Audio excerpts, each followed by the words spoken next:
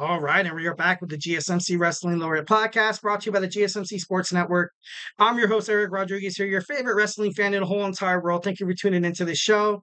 Just kind of reiterate what we talked about. We had our WWE SmackDown review. We also had our WWE Monday Night Raw preview. We talked about Money in the Bank, and now we're going to jump on into WWE NXT Heatwave that aired live on Sunday night in I think it was Ontario, Canada. Don't quote me on this. Yeah, let's go ahead and jump on into it. So NXT Heatwave, absolutely. I thought it was electric. I thought it was really cool. I thought it was about time. But just kind of before we get into the match, is something that I kind of wanted to get off my chest a little bit. Hoping to get your guys' feedback. Obviously, send me a chat. Just giving me your feelings about what I'm about to say. I've noticed on WWE NXT that they don't say WWE anymore. They don't say WWE anymore. According to recent like interviews and stuff like that with Paul Levesque and also Shawn Michaels, people of WWE, meaning creative and stuff like that, staff and all that, WWE NXT is heading toward kind of becoming its own entity, kind of becoming its own show. Not really dabbling with Raw and SmackDown. Obviously, when the draft happens, they could, they're going to draft, NXT superstars, which is going to be absolutely crazy, absolutely like up in the air. Like, oh my God, they're drafting, they're drafting Trick Williams and stuff like that. And this is something that kind of builds the excitement of WWE NXT. Obviously, you kind of had that Joe Hendry thing happen at the end. A lot of people, even myself, I was like, what? Like, that's crazy. You had a lot of collaborative ideas with TNA so far, which I was upset that on I think it was on NXT about 2 weeks ago or a week ago, they were talking about they had a chance to mention how Charlie Dempsey went to TNA, they didn't do it. They had a chance to talk about Izzy Game going to TNA, they didn't do it. And I was like, oh, that kind of sucks. Like, I kind of hate that. For collaboration to kind of work between wrestling promotions, there just needs to be this even keel of communicative barriers. And now with NWA looking to jump on into the mix, the NXT is going to the CW. Right now, you have the NWA, the National Wrestling Alliance, wrestle on the CW app. So this could very much be heading kind of toward just kind of like an open barrier. Kind of, opening that forbidden door for, wrestlers all over the world to jump on into WWE NXT. But something that I kind of thought about, I was kind of pondering to myself, and maybe perhaps this could be absolutely like out of, this could be asinine, this could be crazy. But I felt like once when WWE bought WCW, it would have been more beneficial for WWE to kind of keep this deal discreet. Obviously, Vince McMahon ego kind of carried it all. I felt like having WCW be owned by WWE discreetly, you could have had a separate brand, kind of mimicking, kind of holding these, kind of these wars, so to speak, kind of having superstars where you could develop them to come to WWE, perhaps. But obviously that, like I said, it didn't really happen. But I felt like, WCW could have damn near would have been like an NXT, like a separate entity, trying out new talents, creating collaboration between ECW, TNA, the NWA, the MLW, Stardom, New Japan Professional Wrestling, AEW, Ring of Honor. You could have done all that at an earlier time. But obviously, their times have changed. It's kind of crazy, kind of a crazy idea. Let me know in the chat section if you think I'm if I'm off my meds today, if I'm off my walker. All right, so we're gonna jump on into match one. We have Ariana Grace teaming up with Carmen Petrovich to take on JC Jane and Jasmine Nix.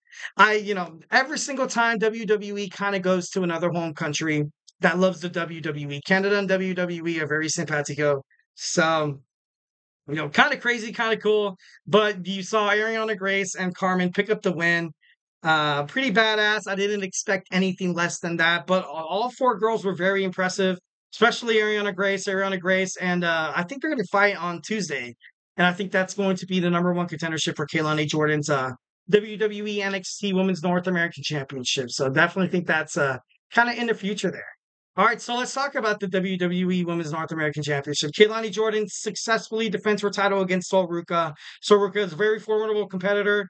Thought she was going to win the ladder match at first before she kind of got hurt. Both of these girls are very talented. Obviously, Keilani Jordan, a gymnast. Sol Ruca, as athletic as they can be. A bunch of, reversals, a bunch of like crazy, like, acrobatic moves. And it was fun. It was fun to watch. Definitely love both of these women. Definitely both.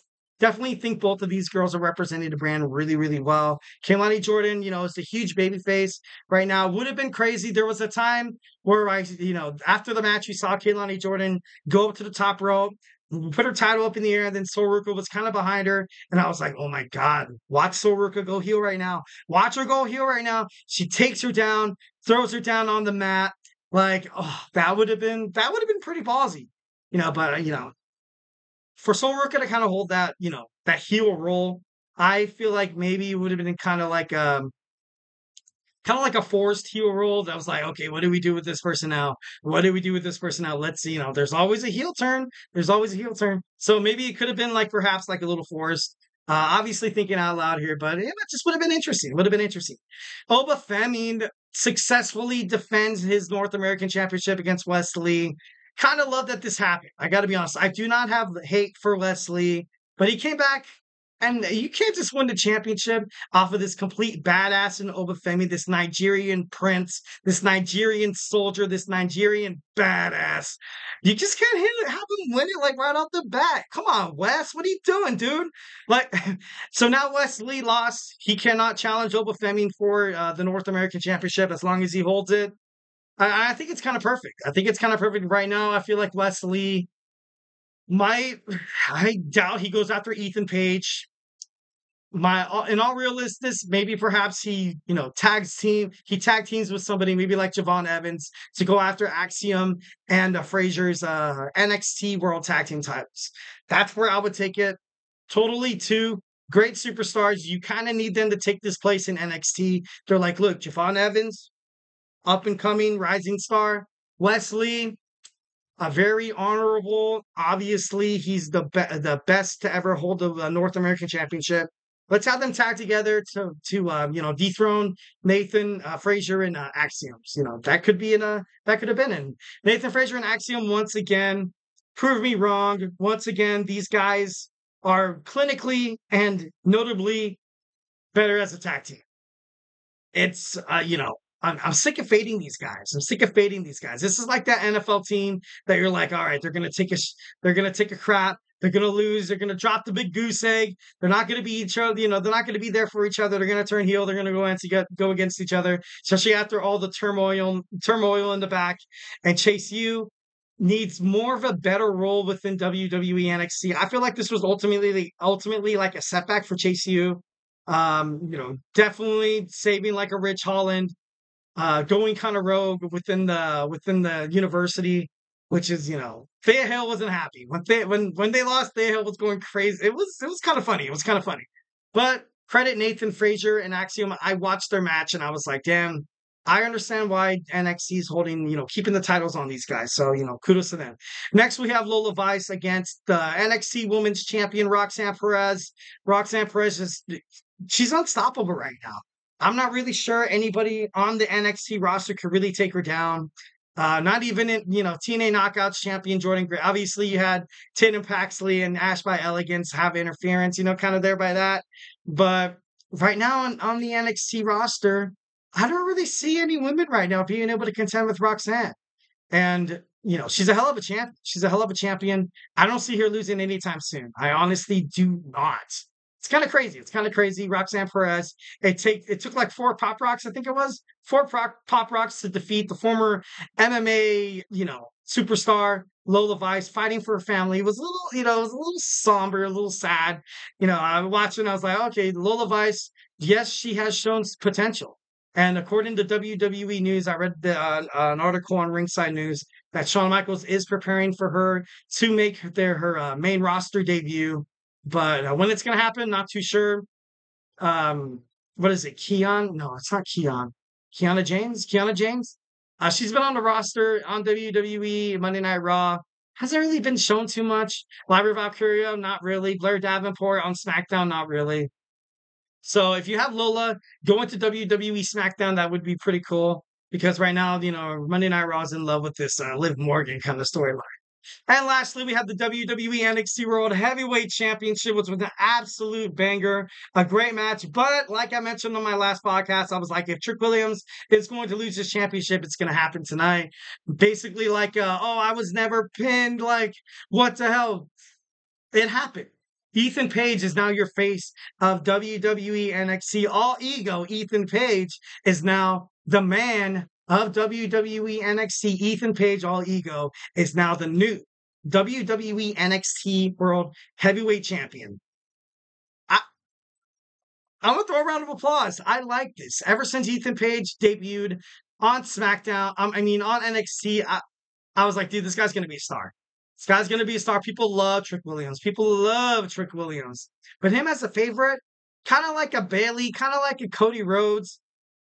As a chaser, you're kind of more popular and kind of more marketable as the actual champion.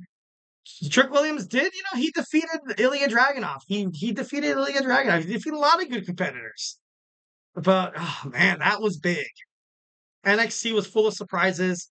Well, obviously, there was no other title changes besides, what happened on this match. And it was well worth the wait. It was well worth the wait. After, everybody started retaining their championship, I was like, okay. I was like, oh, great. So now Trick Williams is going to win. Dude, that's cool.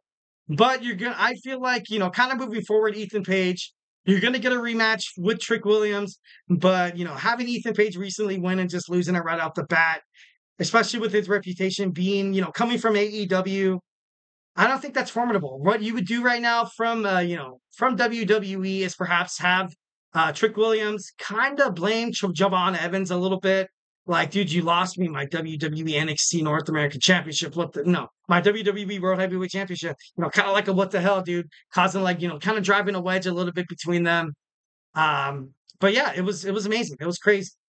So, like I said before, Ethan Page is your WWE NXT North American Champion. Guys, do not go anywhere. We're going to end with a little segment I like to call John Cena retiring. A lot of tears, a lot of you deserve it, or a lot of, thank you, Cena chants going on within the arena at in Toronto, Ontario, Canada.